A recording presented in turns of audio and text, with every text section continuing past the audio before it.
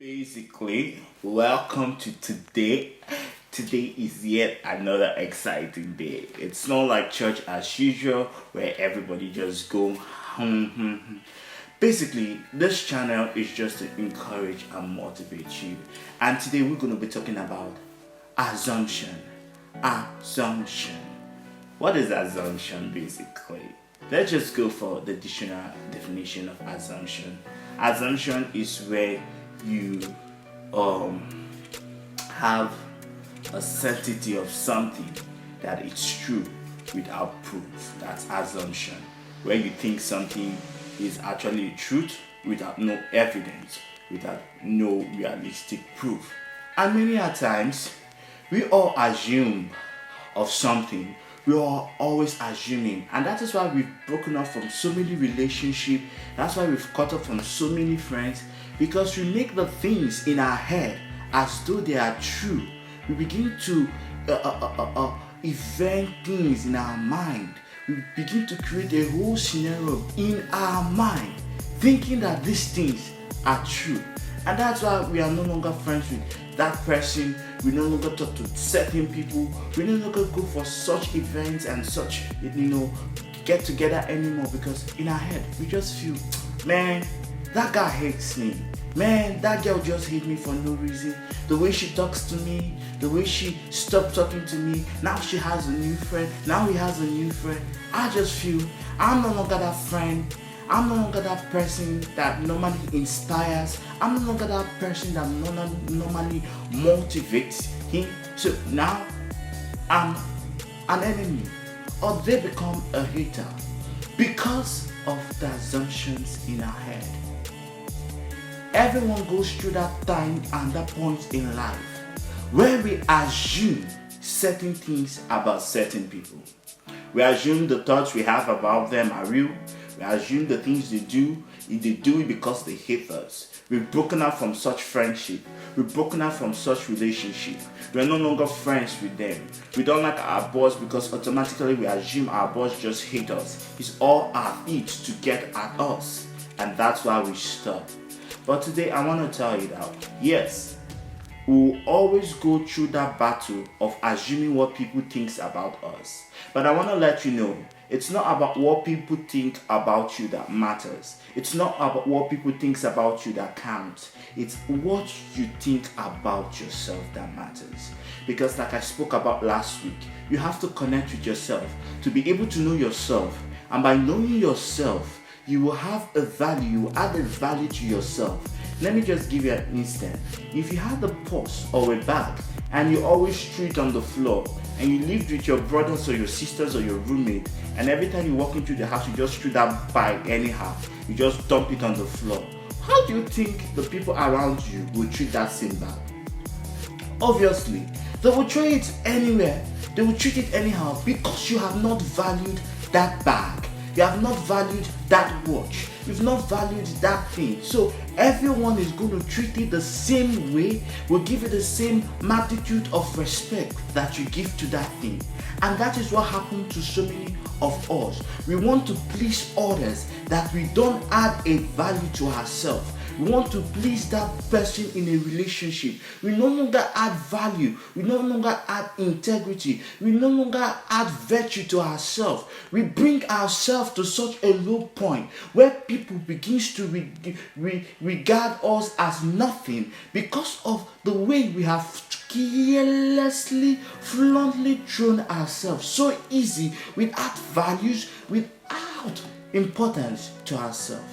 And that was why I took my time to first explain why we need to come to that place of understanding ourselves. This message is not for everybody. I'm not speaking to everybody. I'm just speaking to you who wants to add value to yourself. And that's why you're listening to this message. Adding value, adding virtue, adding importance to yourself is something you must constantly do, no matter where and what you find yourself in. You must always add virtue, value, and importance to yourself, because at the end of the whole day, you will give an account of your own life. not an account of others' life. Now you need to start treating yourself with that same form of importance you treat your husband, you treat your boyfriend, you treat your girlfriend, you treat your wife. You need to add that same virtue and respect that you give to the queen, you give to the president, you give to the prime minister. You need to start adding those virtues to yourself also, because you're important. It doesn't matter how you look. It doesn't matter the shape. You might be big, you might be small. You might be tall, you might be short. It doesn't matter your figure, it doesn't matter your shape, it doesn't matter how much money you have in your bank account, it doesn't matter the assets you have around you. But you must add virtue, you must add importance, you must add dignity to your own self before others can respect you, before others can understand you, before others can treat you right. And that is what I want to talk to you today about, adding virtue to yourself. How do you add virtue of importance to yourself? The first thing you need to do is you need to know yourself. How do you know yourself? You need to take time to study yourself. You need to take time to date yourself. You need to take time to reflect. Reflecting is very important. Sober reflection. Think about the things you did last year. What did you achieve last year? What was your goals last year? What were your goals last year? What did you plan to execute last year? Did you live to year 2019 as, okay, I'm just living it. Whatever happens, happens. Whatever I accomplish, I accomplish. Whatever I get. How did you live 2019? How did you live 2018? How did you live 2017? How did you live 2016? If you keep on reliving those years without keeping record, without keeping a trace, without looking back and reflecting how you live those lives, beloved, you will have the same result. Brothers, friends, you will have the same result.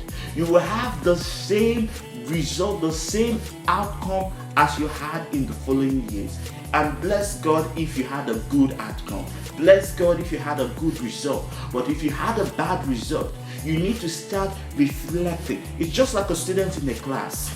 You keep on playing, you're never studying, you don't have time for your book, you keep on repeating the same semester like you always did, and you expect to take a first position. Man, you're going to take the last position in the class. But from the first day, you decide to take the first position in class. What will you do? The first thing you're going to do is you're going to be like, I'm going to be serious this semester. I'm going to be serious this term. I'm going to take my studies seriously. I'm going to remove some friends who don't want to get to the same position, because everybody will not want to get to the same position. Everybody is not going to the same direction as you are heading to. So you'll be first. Okay, this is the person who always take first. You will connect to those who are in the same direction as you are. The second thing of adding value is connecting to those who have values, who have integrity, who respect themselves, who exempt themselves to a state of not reproach, but integrity. A state of superiority, not as in racism, but in a place of how I'm going to put it now. In the place of I've forgotten the word. Greatness. That's the word. Greatness. To a point of certain degree of greatness, you need to connect to the same people who connect to the same virtue, the same integrity, the same things as you connect to. And that's what you're going to do. You're going to connect to those who take first in class. The second thing you're going to do is that, apart from connecting with them, you're going to create a study plan. And that study plan is what I call the process. The process of time. You're going to have a process, a workflow, a work process. And that's what you're going to do as a student, right? You're going to start having work process. After every class, you're going to go back, you're going to have your prep, you're going to sit down, you're going to read, you're going to study, you're going to have your prep time, you're going to have your study time, you're going to have your rehearsing time. And before the exam day, you have discovered that you have gotten to a place that you didn't know you were going to get, just because you had some certain things placed. So now I've talked about first, adding virtues and value to yourself. The second thing I've talked about is connecting to those who esteem themselves to a certain virtue, value, and integrity. The third thing is making our plan. I talked about reflecting. You're going to reflect. Every time you do something, you're going to reflect. Why am I doing this? Why should I do this? What is the importance of doing this? You know, sometimes I ask myself, why am I making videos? Why am I turning on this camera? Why am I speaking? Why am I talking? And I discovered I'm not doing it because I just want to do it, or I just want to become famous, or I just want to, make money off Facebook and YouTube. I do it because I feel there is someone out there who looks up to me, especially my sister and my brother. They're looking out there, looking up to me to model their own life, to model their own decisions in life. They are looking up to me for a form of courage, for a form of inspiration. And that is one of the reasons I sit down every time. And even though I don't feel like speaking, I don't feel like turning on the camera, I look a mess, or I look a little bit crappy, I just remember my sister, I remember my brother. I'm like, yeah, I gotta do this for them. I'm gonna do this for these kids, because these kids are looking up to me. And there are so many kids who watch this video. Since I started doing it, I've been getting a lot of response from the comment. So many people are asking me so many questions, and they've been asking me a lot of questions that I have to answer privately to them. And I feel people are looking up to me for a form of encouragement, for a form of hope. And that is one thing that keeps me going. So every time you want to do something, ask yourself, why are you doing this? Why am I doing this? For what reason? And if your reason is not in line with the purpose and the calling of God, then you know of the truth. That is not where your destiny is. But there's something I want to add to is, maybe you started music. Music wasn't your thing. Music isn't your talent, isn't your destiny. You didn't know how to sing. Using music as an example. But from learning how to produce music, you will get to your God-given destiny. Even though that thing right now isn't your God-given destiny, but because you're committed, because you're focused, because you're what is it called? Constantly doing it, you will get to your God-given talent. You will get to your God-given destiny. Now look at Joseph. Joseph was a dream interpreter. He see people who had dreams. They told Joseph their dreams. You're getting? And Joseph could interpret his dreams. The first thing Joseph would have done is to open a shop and call everyone. If you want your dream to be interpreted, come over. I am a dream interpreter. Yeah, that would be the first thing Joseph would have done. Be an interpreter of dreams. But that was not Joseph's calling in his life. He was not called to be a dream interpreter.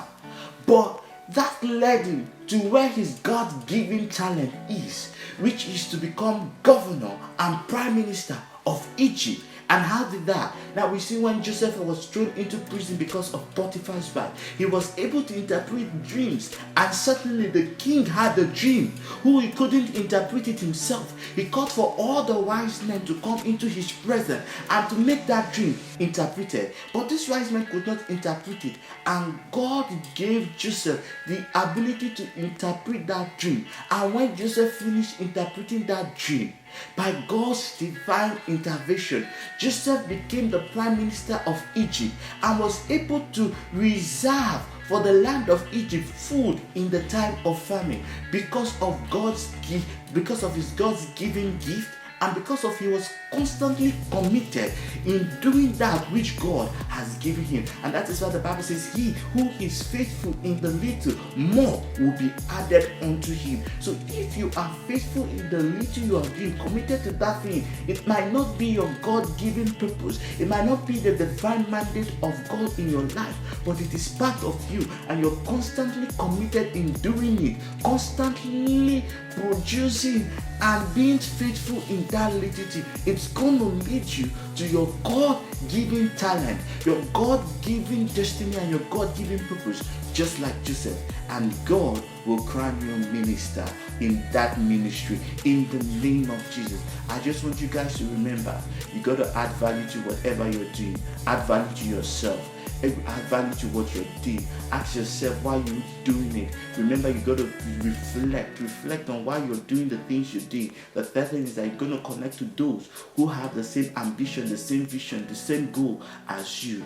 And the fourth thing you're going to do, you got to trust the flow. You have to prepare. You have to write down the flow, the process. You got to trust the flow. You got to trust the process of that thing. And the fifth thing is that it might not be your God-given talent at that time. It might not be your divine calling. But if you constantly do it, if you constantly remain committed in that little thing, just as Joseph, God will crown you prime minister over that thing in the name of Jesus. God bless you. If this video has really helped you, please share it to someone who really needs to hear these words of encouragement. Like this video, and remember, you could always ask me questions, the Q&A. Drop down your questions and I'll be happy and I'll be glad to answer your question. God bless you. See you another time, and I remain Chimereze Ahunanya. Kudos. Bye bye.